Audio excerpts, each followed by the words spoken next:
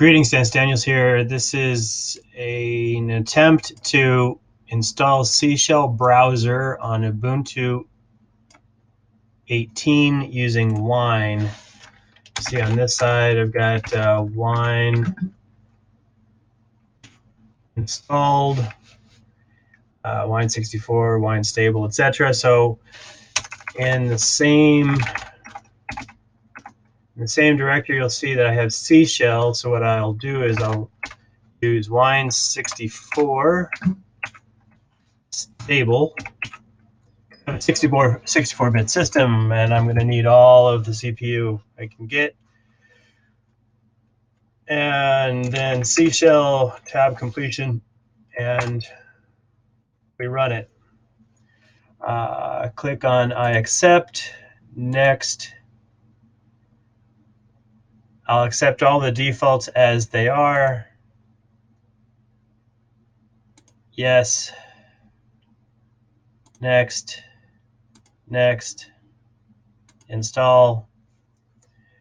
And you can see that there are a few error messages over here.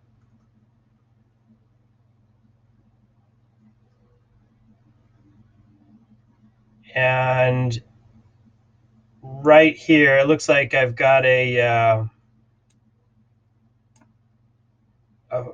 complete failure, because you'll see in the background here, installing net 4.5. I'm going to pause, give it a few minutes to figure it out whether or not this is actually going to install, or whether or not this error here is a fatal one, meaning that it will never install. So let me go ahead and pause this, and we'll come back in a few minutes. Okay, we're back. And you'll see that nothing has changed on this side. And we go to Wine install. You can see we got a question mark here. I don't know why there's a question mark there. It looks like a developer error. And this has not moved at all. So setting up SeeShell browser for web automation on Ubuntu 18 using Wine.